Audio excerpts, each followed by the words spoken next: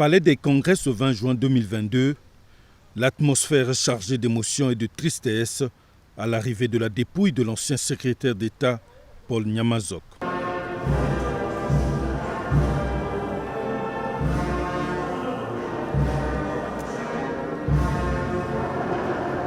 Cette cérémonie a connu la participation des membres des institutions constitutionnelles, des membres du gouvernement, parents, amis et connaissances. Tous ont voulu témoigner de leur présence. Cette cérémonie d'hommage officiel de la République reconnaissante à feu Paul Nyamazok, qui a quitté la terre des hommes le 28 mai 2022, loin d'un sien, à Niort, en France, à l'âge de 80 ans.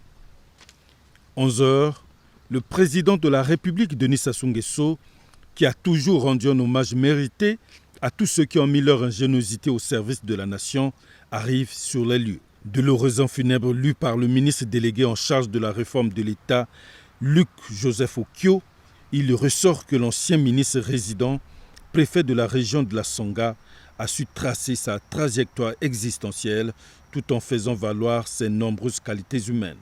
Je ne saurais terminer cet hommage sans évoquer les qualités humaines qui s'appliquent parfaitement à l'homme Paul Nyamazok, connu et reconnu pour son humilité, sa discrétion, son sens du compromis et tout autant pour son efficacité au travail. Homme intègre, ouvert au dialogue, il était totalement dévoué à la cause nationale. Comme tout enfant issu du milieu rural, pétri de traditions culturelles du terroir, il avait le sens de l'observation et du discernement.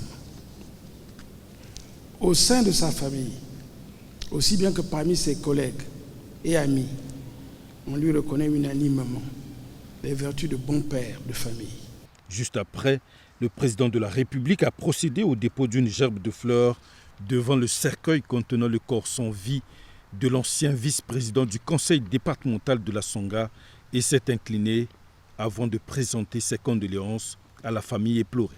Pour ceux qui ont connu Paul Nyamazok, le Congo vient de perdre un grand homme d'État. L'Élise disparu était mon oncle, frère à ma mère.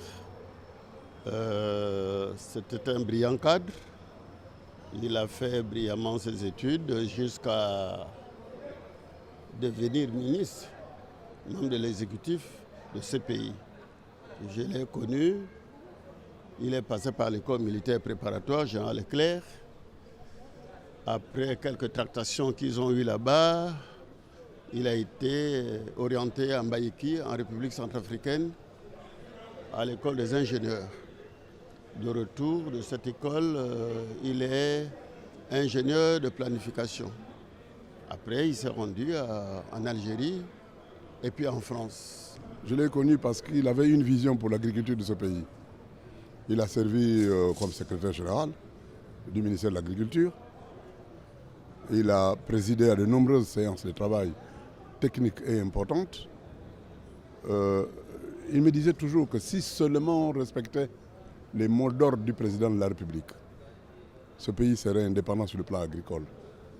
Le président de la République a donné des instructions, a donné des directives qui sont claires. Par la suite, M. Nyamazok et moi, nous sommes liés d'amitié personnelle. C'était un grand frère, un ami, un frère. Jusqu'à sa mort, je suis resté à l'écoute de ses conseils et de ses directives.